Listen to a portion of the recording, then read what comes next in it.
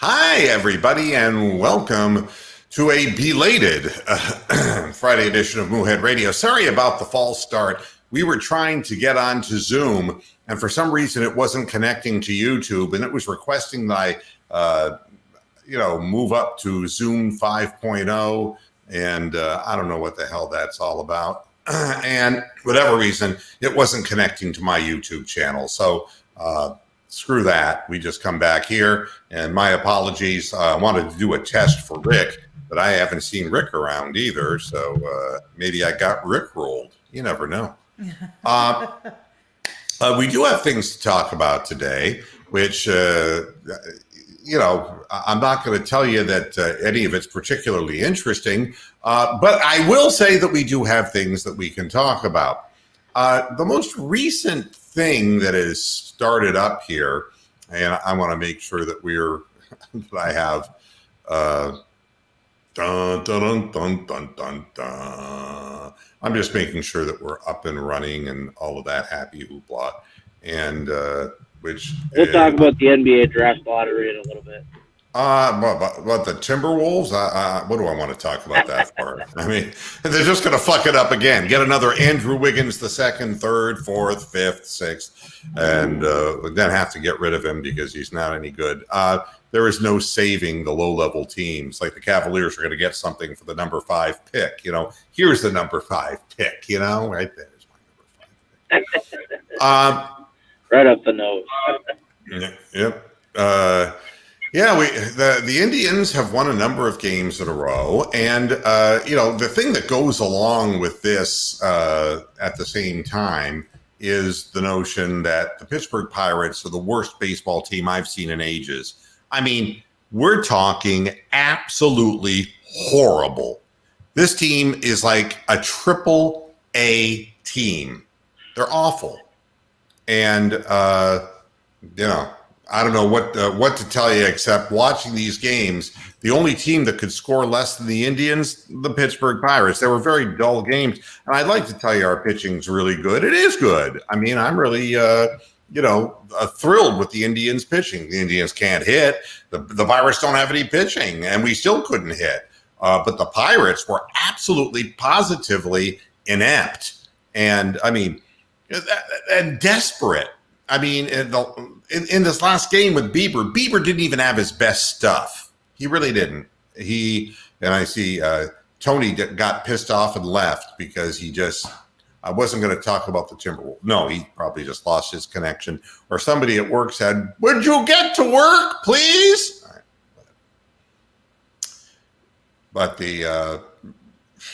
I'm watching the game, and Bieber is like, by Bieber standards, is actually struggling a little bit. He's getting behind in count some, and still against the Pirates, 6 innings pitched, 6 hits, 11 strikeouts. So you'd think he had a perfect, kind of game, but they had men on first and second with nobody out, and the guy on second, Eric Gonzalez, a former Cleveland Indian, tries to steal third on a delayed steal. I've never seen anything so stupid in my life. Bo Taylor, who is, like the catcher was in Major League 1 and 2. I mean, he's 30 years old and he's never made it up to the bigs, and here he is. And this guy's running a delayed steal on him. And Bo Taylor's like, "You got to be fucking kidding me." It's like, I haven't seen anything this stupid since single A ball and low A ball at that. And he just threw the ball to third base and, Ramirez slapped the tag on him. And, and meanwhile, Rick Manning is miffed. He's like, "Well, I don't know why he did that, And Andre Knott is saying, "Well, because they're trying to get something started." If you want to be starting something, Oh, go ahead, Rod. To hard to get over it, yeah. To love to get under, yeah. Starting something, I mean, my God, finishing more like, because the next guy struck out. It was really amazing. Bieber just put his head down and just said, "I'm going to get through this." And he struck the next guy out. The last guy flew out, and there was nothing else to be said. And the Pirates just gave the Indians gift runs. I mean, how do you let Reyes score on a bad throw and a ground ball that's hit to the first baseman, and when Reyes is trying to come home from third base. I mean, that's like a diesel truck beating the throw home from first base. I mean, unbelievable things you wouldn't see but in Little League. So congratulations to the Indians. They're 15-9. We start playing the Tigers tonight, and tomorrow's game will be more interesting than tonight's. Adam Plutko is pitching tonight, and I don't give a fuck. He's going to screw up. After he shot his mouth off, I guarantee you he's going to have a shit fuck game. So you heard it here first. The Indians are going to lose tonight because Plutko is going to give up 5 runs within 3 innings, and the whole thing will be over with. And I don't want to see Plutko even in an Indians uniform. He's an average, below average player. And for him to have shot his mouth off the way he did was just as stupid as what Clevenger did. So there you have it. But you can watch that game at 7:05 in the empty Progressive Field, and you'll hear the account as it goes down by Rick Manning and how many outs are there? Matt Underwood. Another 2 announcers bite the dust. I mean, Tom Brenneman. Did you hear the slur that Brenneman did on the Reds broadcast? Yeah. It never ceases to amaze me. It's funny when people say to me, geez, you've been doing a podcast for 16 years. Haven't you gotten any better yet? And it's like, I was never any good to begin with. I wasn't an on-air personality, kind of. When I was very young, I got into sales, management, and ownership, and I know good air talent when I see it, and I would not be it, okay? But there's one thing that just miffs me, and that is the first rule of thumb is never talk into a microphone if you don't know whether it's hot or not. I mean, a child would know. It's just, and for a guy 33 years in the biz like Brenneman, to shout out, oh, more like the fag capital of the world, it's like, you've got to be joking me. And it's like, oh, was that on? Then he has to come on the air in the 5th inning, and it's like, I want everybody to know that I don't really feel that way about those fucking cocksuckers. I really don't. I mean, if they want to suck dick and swallow cum, that's all right by me. I am not a judgmental person. I just want you to know that. It's like, and of course, he's lost his job. The Reds are done with him. Fox is done with him. So his NFL is down the shitter, gone. All because he didn't follow the basic rule. The basic rule is don't talk into a microphone. And when you're working, I mean, I can do this on a podcast because nobody hires me, and nobody would. Speak that way on this podcast? I am shocked and appalled. Well, I mean, to me, though, to go out on Sports Time Ohio, it was awesome. It's just like, should we reword the Beach Boys song Just For You? What is it?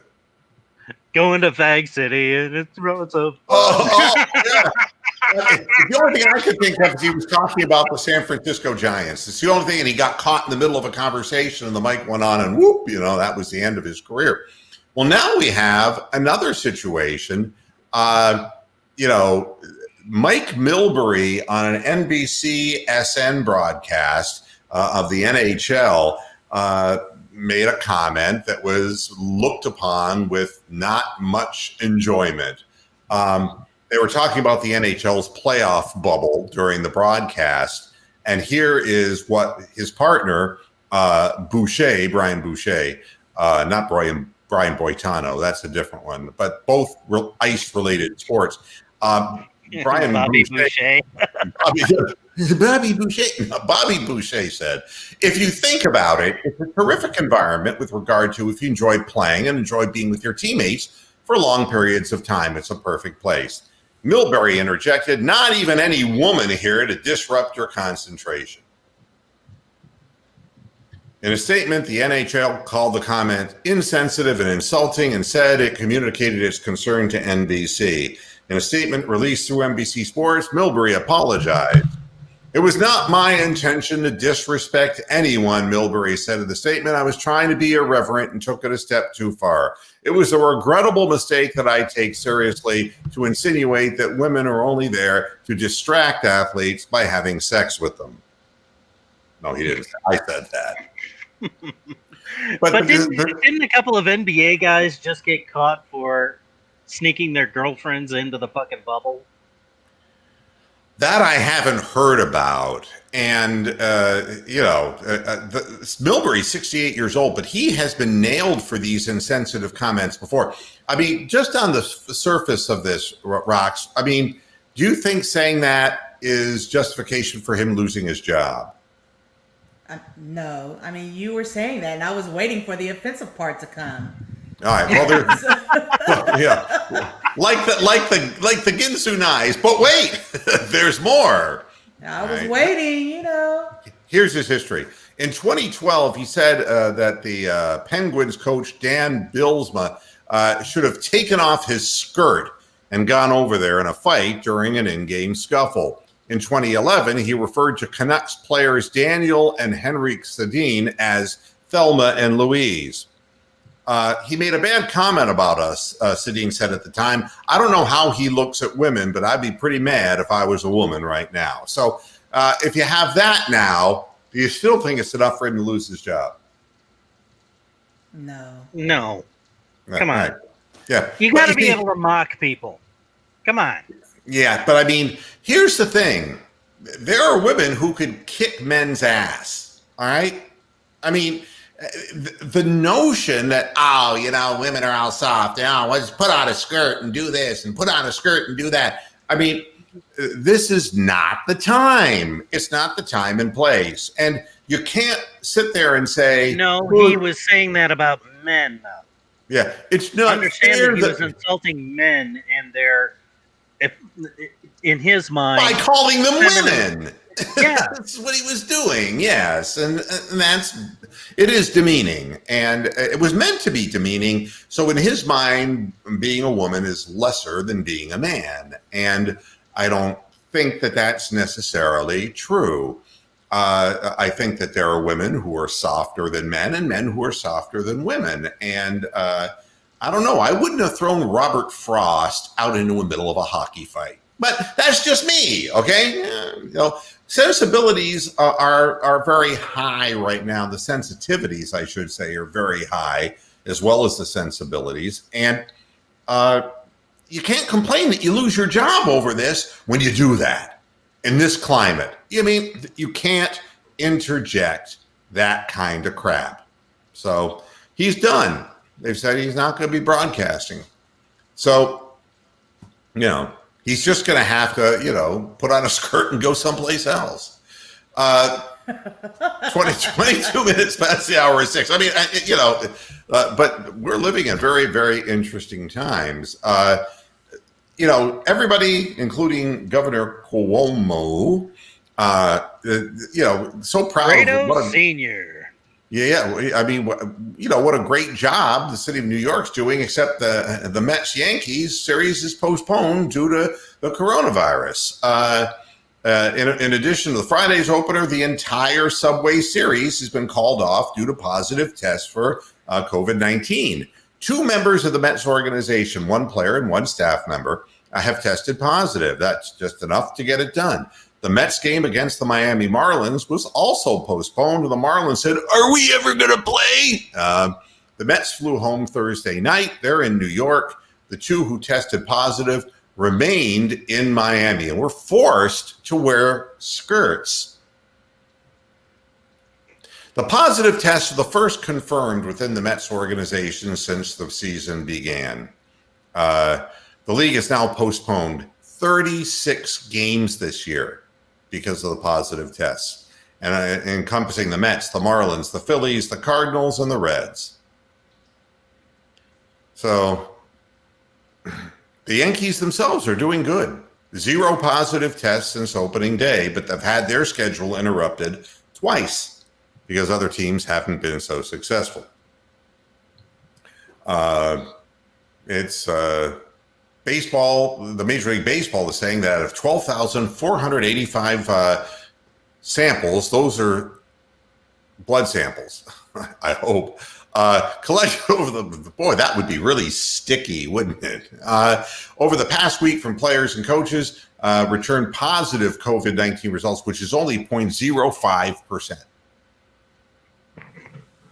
A positive rate of 0.05. All right. Yeah, we should be thankful it's not stool samples that they're taking. Exactly. There's all kinds of samples, you know. On the other hand, it is New York, so it all smells like one big giant open sewer anyway. So there you go. So, then we'll go from, canceled baseball to parents who don't get it. The parents protesting at the Big Ten headquarters. They want fall football. They want their children to be out there playing. Gosh, mom and dad, it's so nice that you care about the health of your children. More important, though, that you get that NFL deal. God damn it. A group of parents of Big Ten football players protesting outside league headquarters in Rosemont, Illinois, and about 25 parents attending the gathering, which was organized by Randy Wade, father of Ohio State defensive back Shaun Wade.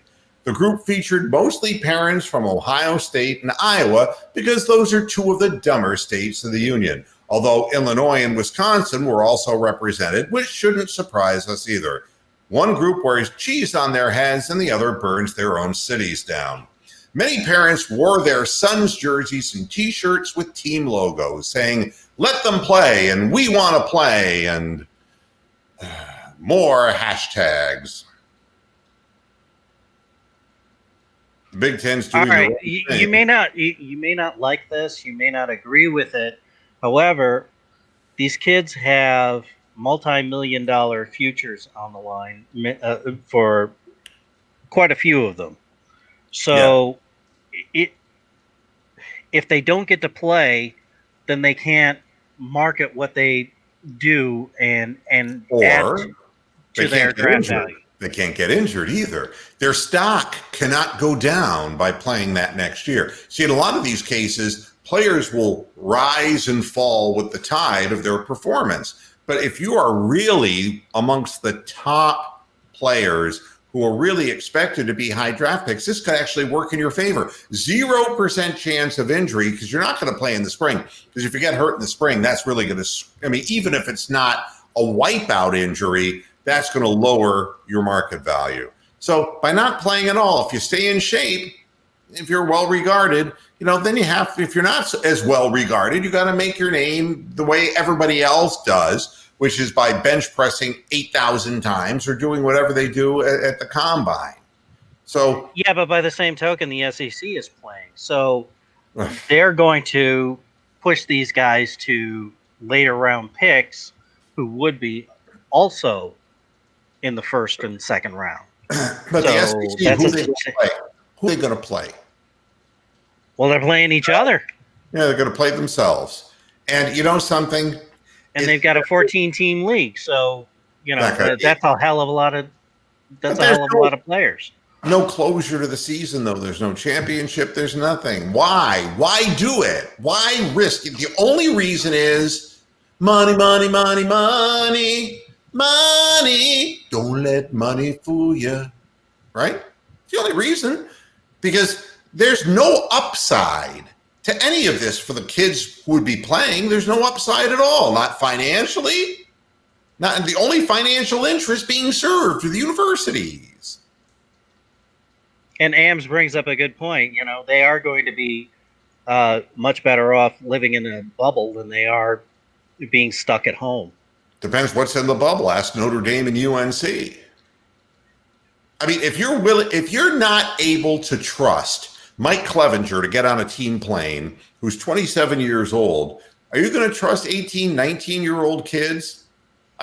What we're seeing with Notre Dame and UNC and other colleges around the country is that they can't be trusted. That age group can't be trusted. But we never trusted them about much of anything else anyway. That's why, parents look after their kids. Other than to fight and die. Well, that. But, Thank Yeah, God we don't have a draft. Jesus. no, but the parents would be for that too. Yeah, go ahead. Be a proud patriot. Go out there, Johnny. Take one in the chest. Yeah, they would. Parents would be proud, serve your country. Even if we lose you, you come home in a box. That's fine by us. We're living in weird fucking times right now. Weird fucking times. Parents protesting that their kids should be playing meaningless football games. So many universities have said we're not playing in the fall. It would not be a representative season.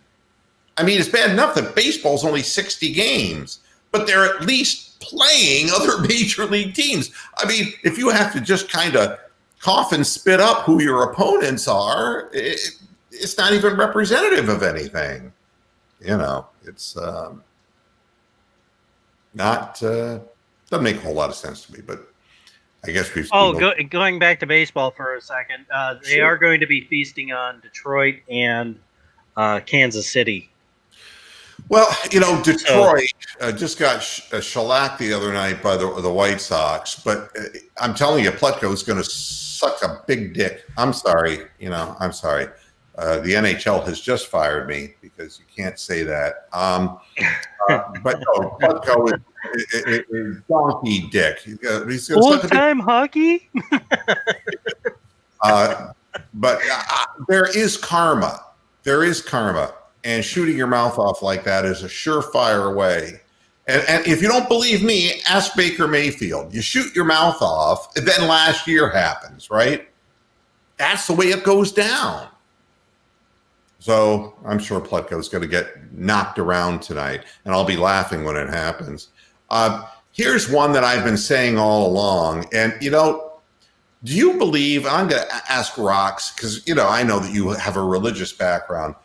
Do you believe that there is such a thing like as karma? Do you believe that there is some force that sometimes tries to speak to us? That is a difficult one because a lot of times we see that people seem to profit off of their bad behavior. So I'm not sure I necessarily believe that, but that is a common thread in a lot of traditional beliefs, that what goes around comes around, that there's some cosmic reciprocity factor out there in the universe. I mean, I guess the reason I ask is because sometimes, maybe it's intuition, something that we refer to as intuition, but haven't you ever had this feeling like, I best not do that, or I best not go there, or I got to get out of here? Yeah, and not just... No, but I mean, and then found out that wherever it was that you left turned out to be a bad situation and you made the right choice. Mm-hmm. Now, granted, you could say the same thing about, Buddy Holly. It's like, how come nobody told Buddy to not get on the fucking plane? Well, I mean, it doesn't always work that way, but there are little things sometimes that speak to you. And there's one that's screaming in the face of Ron Rivera, the new head coach of the Washington Redskins, who now has squamous cell cancer, skin cancer, which in and of itself is easily dealt with. But you know something? If I were Ron Rivera, I would resign. I would resign from this whole Washington Redskin thing. The name of the team, the owner of the team, the minority partners who have left. I mean, you name it, the women who have come forward and said that they've suffered abuse. Ron Rivera is in a circus right now and is swallowed up by this whole thing, and he deserves better than this. And basal squamous cell carcinoma is something that, as long as it's caught relatively early, it won't go deep into the system. He's going to be fine. However, the team says the cancer has penetrated a lymph node and was detected from a self-care check. That's not really good news when something gets anywhere near your lymphatic system. Here's the quote from the Redskins. For now, coach has asked the team keeps things as business as usual, remaining focused, but a plan B is in place if it's determined that he should take some time off. You know, I know if I were him, I'd be saying, why did I even come here? I mean, there hasn't been a good thing. What was it they said in the movie Hoosiers? The woman says, you know, they say that, the sun doesn't shine on a dog's ass, but you haven't seen, it was something like, you haven't seen, a ray of light and, since you came to town.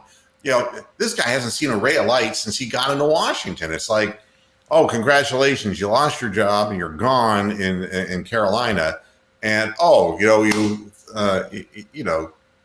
you're no longer with Cam Newton, and now you're with Dan Snyder, who's worse, And if I would have told you that Dan Snyder is a cancer as far as success and an impediment to success in the NFL, now, unfortunately, Ron Rivera has to deal with the real thing, and it's really unfortunate. And I hope he gets better, and I hope he gets his ass out of there. And I have said the same thing about the Cleveland Browns in the past. It is a place that consumes and spits out people.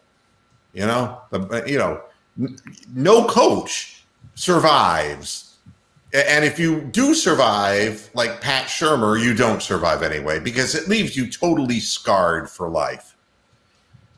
The Redskins are looking the same exact way. I have to throw this in only because this broke while I was prepping my show. Donald Trump has filed an emergency request to prevent subpoena of his tax records after judge denies motion. And I'm just going to leave it at that. I'm not going to leave it at that. I don't want to see his tax records. I don't even want to know his tax records. And let him be reviewed after he's out of office, whenever that is. It doesn't do the country any good to find out whatever it is by looking at this man's taxes. But I will tell you why he doesn't want to show them. And it's not sinister. It has nothing to do with Russia or anything like that. He's simply not as wealthy as he has claimed to be. And I know this for a fact. And he is not considered a player. Not a player at the investment level, let's put it that way. In years past, yes, when he was heavily involved in real estate, Donald Trump's only means of income, besides whatever he was doing on television, which was a sizable amount, was through lending his name to third-party companies to use his name on steaks and other products and he was selling his name. But no real estate holding. He's not a guy who's like mega. He wouldn't be one of the 12 oligarchs. That would be like Bill Gates and Rockefeller, Bezos and Warren Buffett and George Soros. And there's a whole bunch of them. There's 12. They've counted 12, and they call them the oligarchs. Isn't that wonderful? It'd be a great name for a band, my junior high band, the Oligarchs. But he wouldn't be anywhere near that, and I think it would be embarrassing to him personally. I think that's the whole extent of this. I don't think there's anything sinister with his taxes. I think that it would just show what his actual income has been over a period of time. And it would really obviate, SAT word, things that he said about himself, throughout a period of time. Well, and the whole thing is just it's a giant fishing expedition looking for anything that resembles a impropriety, crime. Any impropriety, right? And there's nothing specific in the attempted subpoena. No, I mean it's a partisan It's not like thing. Okay, we're looking at this specific real estate deal, like Whitewater for the Clintons. It's nothing like that. It's just we want to see everything, and then we're going to nitpick and go through, sift through everything just to see what we can find. And it's like that's not how the fucking thing is supposed to work. I remember when they had the tapes on Nixon, and we're not going to release these tapes until X number of years down the road. It was like, wow, I'd love to hear those, and we did eventually. President of the United States dropping N-bombs, calling Jews kikes, right there on the tape. And, but what would it have accomplished knowing that when he was in his second term? What would it would have garnered the same result? He would have been impeached in essence rather than allowed to resign, and Gerald Ford would have come in, bumped his head, and pardoned him. And it would have gone the same way, except it would have been more disruptive to society. What you know and what you don't know, believe me, you're probably better off some of the things you don't know, predicated on the things that were things that people are imagining are way, way beyond reality. There are no satanic cults, that are, raping children, and they're not belonging to one political party, and they're not, Brian and I had a conversation on social media about QAnon, and, it's unfortunate that people have decided that these alternative conspiracy theories, that there's any viability to this kind of crap. But it's another example, and I want to point out, from a political perspective, the right and the left both have radical fringes, and we're seeing them coming out of the woodwork. And there are people who are online who I knew and worked with. They didn't work for me, but they worked in the markets that I worked in. And we're talking 20 to 25 years ago. And these people are QAnon today. And there was nothing to suggest that back then that was the case. The environment that we're living in is stirring up all kinds of shit, and people fall into these extremes in some instances. And of course, that's what you're seeing with some of the left as well, who are just out of their skulls. We're seeing it on both sides, and it's kind of unfortunate. Back to sports. What we were talking about as far as parents getting up in arms about the Big Ten, but we knew that the NCAA has voted to give an extra year of eligibility to Division I fall athletes. Well, go figure. Who does that serve most? Well, of course, we know. Money, money, money, money. Well, hey, if you don't want to go to the pros, you want to have that last year in college, we're here to rake up the extra coin. Thanks for coming back. And oops, you hurt your knee? Well, you don't own your likeness either. But I'm not going to call you a cocksucker, so I won't be insensitive. Meanwhile, this move eliminates a whole cloud of uncertainty for athletes in fall sports whose seasons have been postponed or delayed. And the extra year of eligibility, which was recommended to the board of directors by the boosters clubs, was just one of several decisions Friday intended to further protect student athletes during COVID-19. Yeah, you're really protecting them. In football, I got to tell you, the less you play, the better off you are. If you're a quarterback, you're going to go high. That's the deal. And all that can happen is something bad if you're playing. But there is this extra year of eligibility now. So players, if they want that, can jump on that as well. In Utah, of all places, a high school football game was stopped. And you're saying, oh, was there a riot? No. It was because the fans in the stands were not following COVID-19 protocols. There are a series of fans sitting in close proximity of one another who thought they were in fucking Sturgis. They could be seen not wearing masks, and many of them were seated very close together rather than being spaced out in their proper seats. Utah is one of the states that has allowed college or high school football to go unimpeded or undelayed. And they actually had to stop the game and make an announcement. And Sam Weich came out and said, "This isn't Cleveland! Put a mask on!" I don't know. I'm surprised Utah. Yeah, it's interesting. Utah of all places. I don't know. They're looking for. Well, I just thought it was really interesting. I thought it was really interesting that there was a big BLM thing happening in the middle of Salt Lake City. it's hard to say who's what and why. I don't. Well, They're to me, it's coming out just of the really woodwork. funny. It's amazingly funny because of how Mormons generally view or are taught to view black people. Well, Mormons, though, I mean, they're getting busy with more than one wife. Yeah. It's like you have a choice. You can go to Salt Lake City, or you can go to Hedonism, the resort. I don't know, this multiple wife thing. I don't know. I couldn't survive one. I don't know about you guys out there, but I'm sorry, that would be considered insensitive. I'm sorry. I'm just having fun, folks. Pennies for everybody. I hate it when I forget that I'm on mute. Well, Doggone it. stop putting yourself on mute. Well, then you bitch about her typing.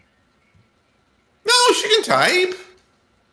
As a matter of fact, women are notorious for typing faster than men.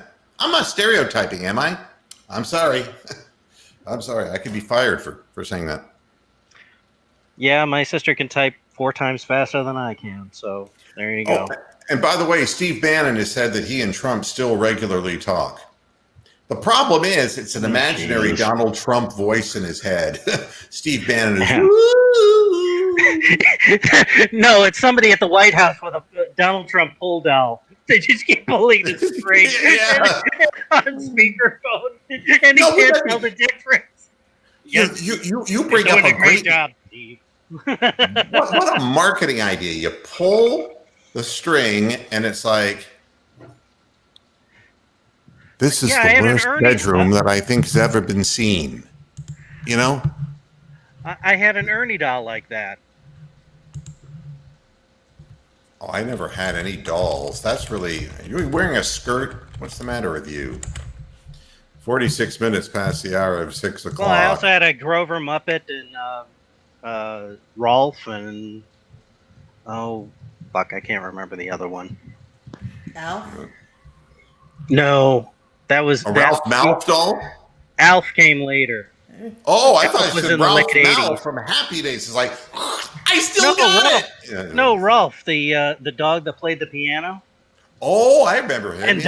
And Dr. Bob. Yeah, see, I never watched children's shows because I was never a child. Well, the Muppet Show wasn't really for children, though. Kremley Q. He had a Herman Munster doll. Did you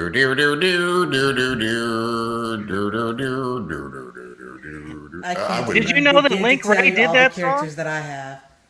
Oh no, you have so many dolls, it's ridiculous. Did you know that Link Ray did that song?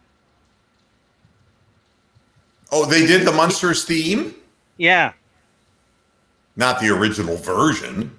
Yeah, Link Ray. Back in the 60s? Yeah. Wow.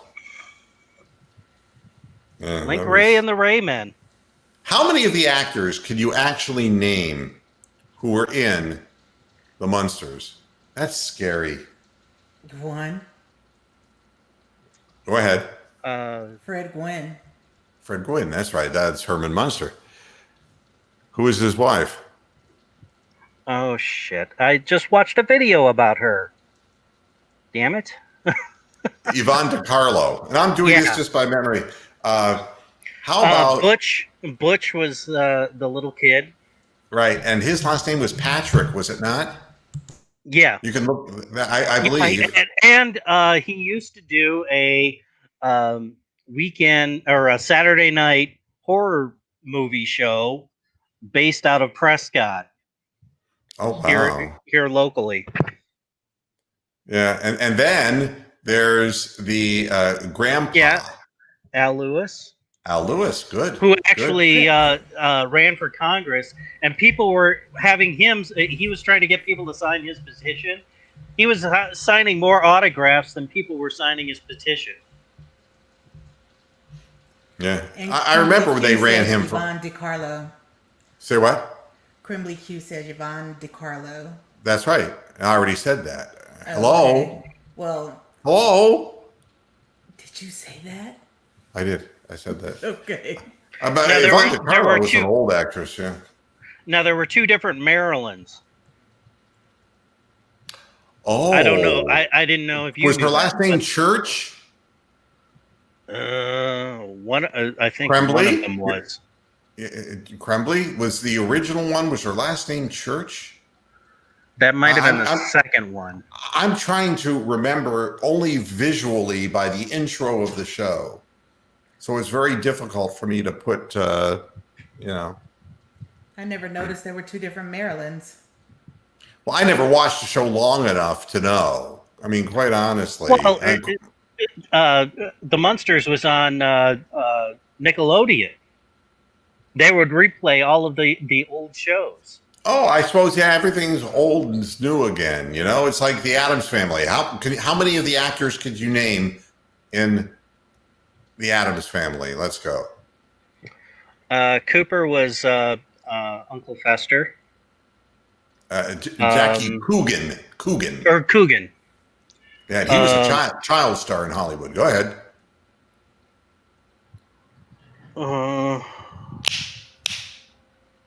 Da-da-da-da. Yeah. How about Gomez Adams? Oh, that's oh fuck. Now I can only John Astin. Astin. Sean Astin's father, yeah. and Patty Duke's former husband, right? Yeah. And so you have that, and then you had Morticia, Yeah, she died in 1982. Carolyn Jones. Was it Carolyn Jones? It was Carolyn something. Yeah, I'll have to pull up the IMDb. yeah, and so yeah, and Cousin It was just. Who played Lurch? You rang. Carolyn Jones was Morticia, and also But who is Ophelia. Lurch? And yeah, she doubled, right? And then, what about Lurch? I can't remember Lurch. Ted Cassidy. Oh yeah, that's right. Outstanding. He died in like 75, 74, something like that. He did he was on an episode right when they were wrapping up the Addams Family. He did an episode of Star Trek where he plays an android. Oh, that's right. I remember that. He was that the Slave Planet? What was that one? I always talk to Rox about original Star Trek episodes, but I remember he was on that show, and he was. I'm trying to place where the outfit he was in. What episode was he in? I'm not placing. Alex Puppet. Say what? Let's see. Let me go through here. I don't think he spoke. It was a non-speaking part. No, he did. Ruck was the name of the. What are little girls made of? Oh, and he was also the. Do you remember the puppet? The one with the Corbomite? Oh yeah. He was the puppet. Oh, okay. And now Amsterdam wants to do characters on Mission Impossible. All right. Peter Graves, right? Mr. Oh, Falcon. and Ron. Oh, what the hell is his name? He mean, was from I didn't even Cleveland. watch The black guy was from Cleveland. He and my dad got along great. My dad used to call him Mr. Eastside. Oh, what the hell? I mean, that show I didn't watch. I mean, a guy named Lupus, he was one of the guys on Mission Impossible. Yeah, we Um, met him too. All right. The Um, black guy. I'm not placing the black guy's face. Oh, now I am. I'm seeing him. his son has been a Right. working actor for decades. Wow. Yeah. When you see him, you'll know instantly. It's like, oh, I recognize that guy. Yeah, but I never watched Mission Impossible. I mean, it was, I watched it just so I could see the, little tape dissipate. That was... All right. Terry Francona is not going to be managing the Indians, by the way. He's still out. He's still recovering from surgery. Go ahead, Brian. Greg Morris. Greg Morris. That's right. That's right. Wow. Martin Landau, Barbara Payne. Oh, how could I have forgotten Martin Landau? God. Who I remember him from Space 1999. That's right, and he was also in Tucker about the car Yeah. and Martin Landau was a really fine actor. Leslie Ann Warren was one of the. Yeah. She was also a dancer. Did you know that? Leslie Ann Warren was. She was hot for the time. I don't know. Well, and I think that led into Rocky Horror Picture Show. What did? Her time on Mission Impossible. No, it was Susan Sarandon who was in Rocky Horror Picture Show, wasn't it? Was it? Just guessing. What do I know? At any rate, let's all have a toast. Yeah. The Cleveland Browns are all getting injured. And this is going to be a major problem. Oh, what's Sarandon? But remember what I talked about, Karma Rocks, Mac Wilson, the guy who hit and gave Nick Chubb a concussion, who I said, this guy going to pay for that. He did the very next practice. He's gone for the season. He ripped his knee out. And, people who don't control themselves, this is what happens. And they hurt their team. I thought it was a sprain. He's looking for a second opinion, and a second opinion, I'd heard that he had torn something. Fuck! Because I saw him on. He posted that he was wearing an air cast. Why don't you look that up? Why don't you look that up real quick? Because I don't think. Will miss time due to significant knee hyperextension. I mean, and season-ending surgery is on the table. That's what I'm getting from Ian Rappaport. So, he got